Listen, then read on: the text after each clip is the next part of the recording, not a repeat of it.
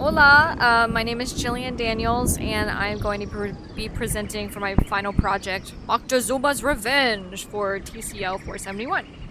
Um, yes, my photoshopping skills are fantastic, but I got the point across.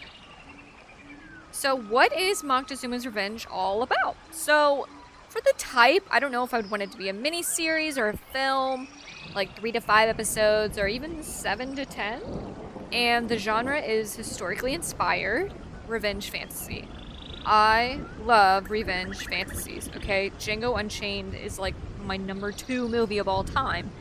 But this movie is inspired by revenge fantasy types and like The Mummy 2, for historically accuracy. It's not going to be that accurate, but yeah. Synopsis. Okay.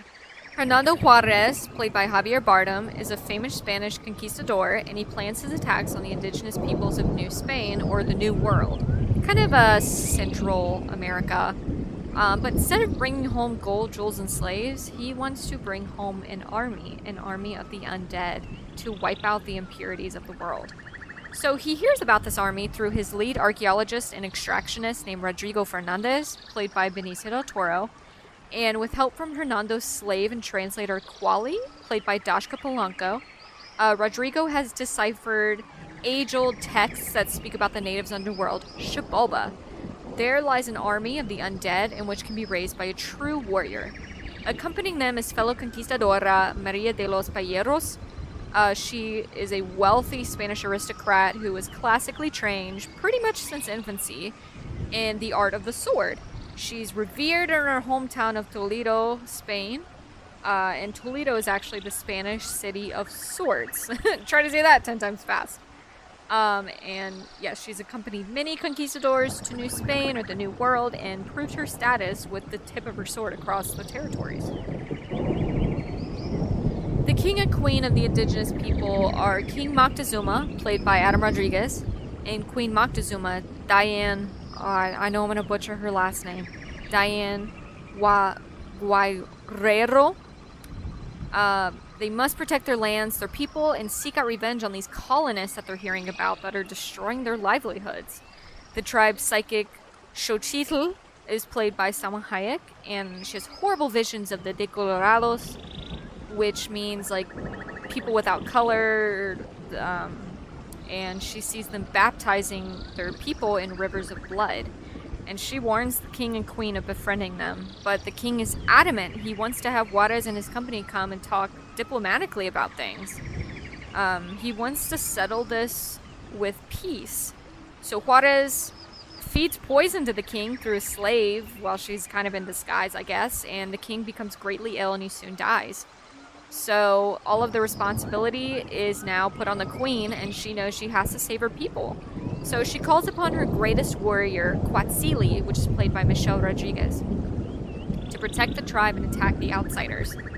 Quatzili encounters Maria de los Payeros, and a deathly competition and rivalry will ensue. Lo siento, I'm so sorry. Will classic combat or tribal warfare take the upper hand?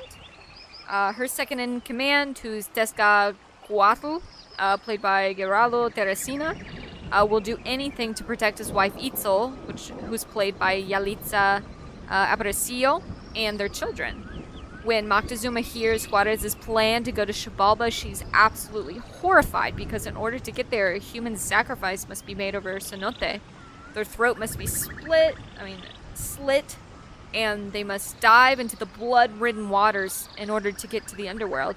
And that is exactly what Juarez does. He kidnaps Itzel.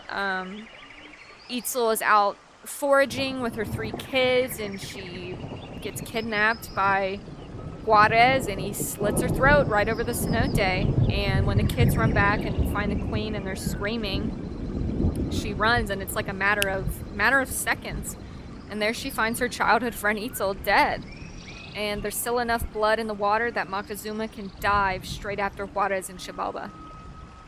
So Queen Moctezuma dives after Juarez into Xibalba, and the cenote So right when they dive into the cenote, like the whole camera will flip upside down and it looks like they're swimming upwards.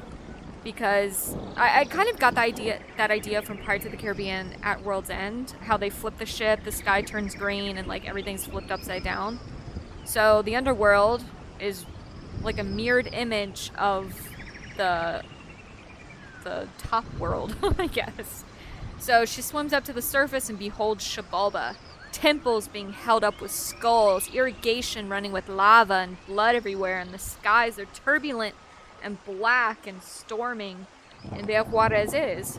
They fight their way, kind of making their way through the center of the underworld. And while they're doing this, the earth begins to shake and tremors, and the audience sees in the background, sitting on a giant temple, is a 20, 30, 50-foot skeleton god, and he sits upright from the temple, and he finally has their attention, and he walks over to them, grabs them both up in his bony hand, and he throws them into an arena.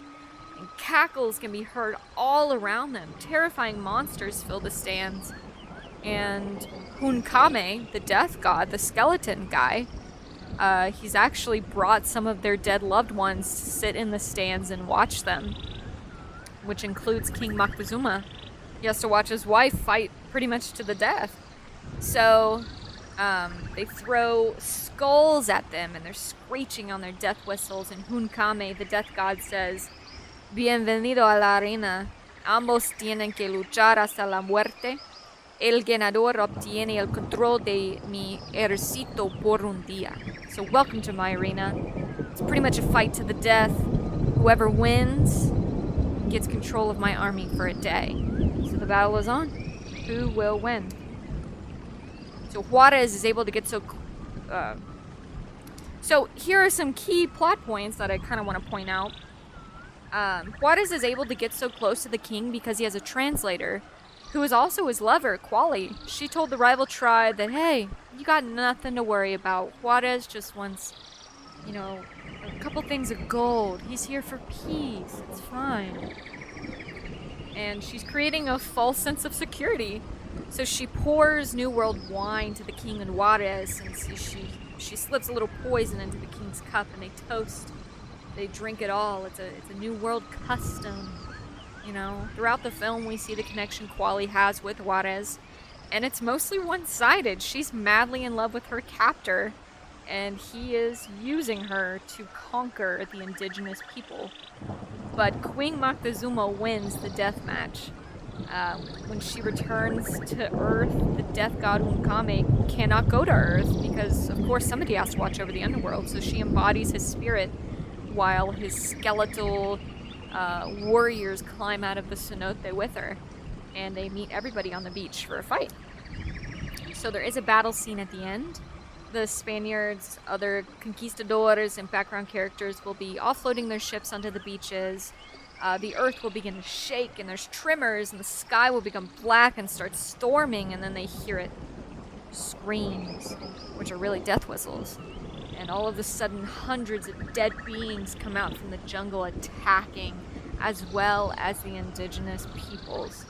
Right now, I want to play a little excerpt of what I want to be played.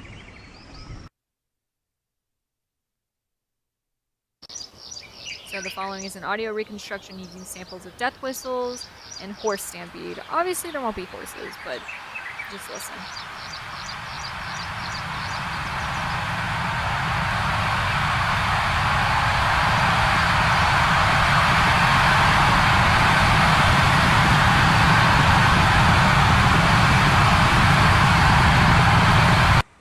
Death whistle.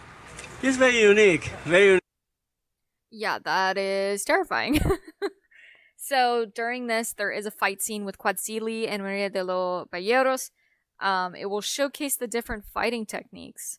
Maria is classically trained in the sword, and Quatzili has tribal, almost animalistic powers of, fighting. But in the end, Maria wins. But she knows that Quatzili is the better fighter. Her glory is gone. So she drags Quatzili's body away from the fighting. She drags her hands across her eyes, says a little prayer, and she gives Quatsili her own sword that she earned. She wraps it in her hands and, almost kind of, giving her the glory that she is the better fighter. She swims out to a ship and she leaves. Imagine if I played.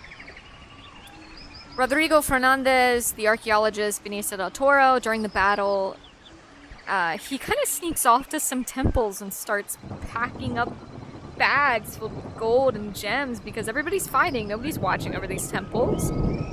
He makes his way to a small boat where he can row away to a nearby ship and steal it. The ship won't be big at all. It's kind of like a merchant ship, just something little. He grabs Quali and brings her with him. As they make it up on board, he's absolutely consumed by the riches that he stole, and he reveals Juarez was an ignorant fool for not putting this ahead, putting the gold ahead of this stupid army, because he failed. Juarez died. Moctezuma got the army. He's a fool, and he starts shouting commands at Quali to open the sails as if she is his slave. And Quali sneaks up behind him and starts choking him out. She's upset that he spoke ill of her late lover, and Quali shoves gold into his dead mouth and begins to unravel the sails and sails away as a very, very rich woman. So for the details of the film, director, I would love Robert Rodriguez to take on this movie. I love his style. It's bloody and gory, but I think it's perfect. For soundtrack, there's this person that I follow on YouTube. His name is Ricardo Lozano, and he creates his very own clay instruments that are inspired by Mayan and Mesoamerican instruments, but he infuses nature into his music. So I want to share that with you. Here's a little example. There he is. Like, he actually made this flute by hand.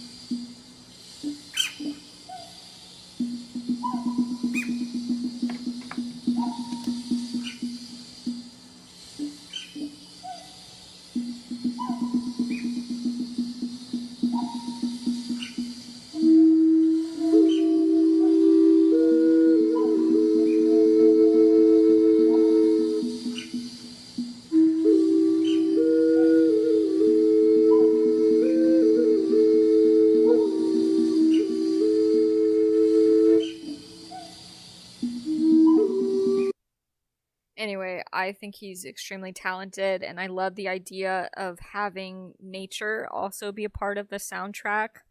I think it really sets the tone, it sets the mood. Yeah, and I love the idea of having unknowns in this film. Like, he probably has a few thousand subscribers, but something I think it's just very important for recognition of small artists and unknown actors and actresses play the parts of these parts. So, history. I said it was a historically inspired revenge fantasy, and here's the history side. So, it's actually inspired by 4 famous historical figures. The first one is Hernando Juarez, was actually Hernan Cortez, and he was a famous Spanish conquistador. Quali, she was actually, her name, she went by a few different names. Malinai, Doña Marina, or La Melenche, and she was Hernan Cortez's slave, translator, and passionate lover. And I really love this photo, this painting of them. The next one, Maria de los Pajeros, she was actually a famous swordswoman named Mencia de los Nidos. So Mencia of the nests and Maria of the birds. Next we have King Moctezuma. King Moctezuma II was pretty famous. He kind of went by Moctezuma or Montezuma. Cast of the indigenous peoples. First off, we have Queen Moctezuma, played by Diane Guerrero. She plays in a show called Doom Patrol, and her character is called Crazy Jane, and she has multiple personalities. So I really saw a range from her, and I was extremely impressed. So I absolutely love her for this. King Moctezuma is Adam Rodriguez. Xochitl, Salma Hayek is... I absolutely love Salma Hayek so much. Yeah, perfect. Quetzili, Michelle Rodriguez. I wanted somebody where if looks could kill, and she would be perfect. Tetzcoatl, or Tez, he actually played in Apocalypto, but I just love his face. I think it's so beautiful. Played by Geraldo Teresina. And then Itzel, his wife, is played by Yalitza Aparicio. And I also think she's so beautiful. Cast of the Spaniards / others. Hernando Juarez is Javier Bardem. Once again, if looks could kill, I wanted somebody intimidating.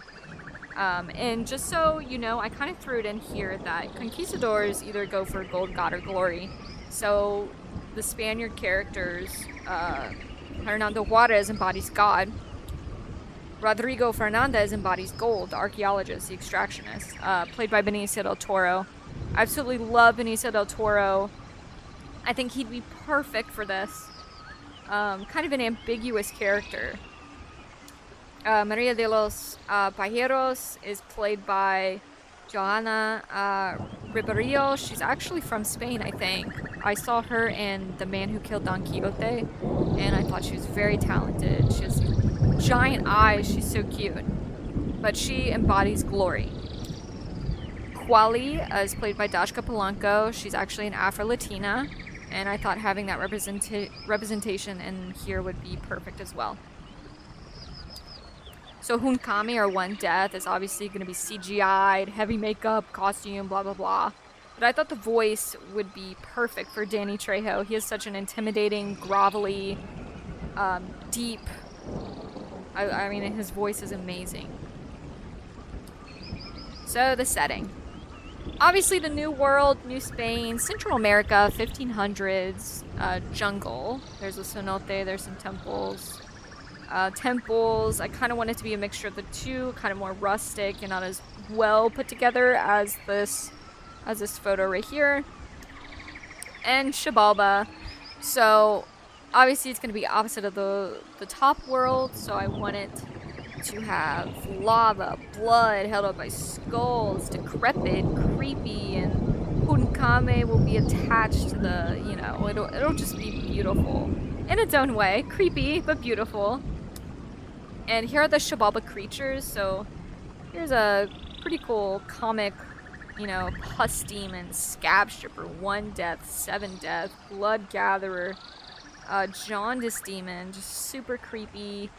Ugh. And that's it. I really hope you enjoyed my movie, Moctezuma's Revenge. I keep telling everybody I know about it, and I want it to be a real movie, and I may have to tweet Robert Rodriguez and peer pressure and bully him into making it. But I really wanted this movie, like, we learned about the Latin stereotypes, and I wanted to not use any of them. I think it's important for Latinx, Hispanic actors to have a chance of a role that would go to a white person in Hollywood. But I also wanted to incorporate the indigenous people's culture because, you know, we need more of that.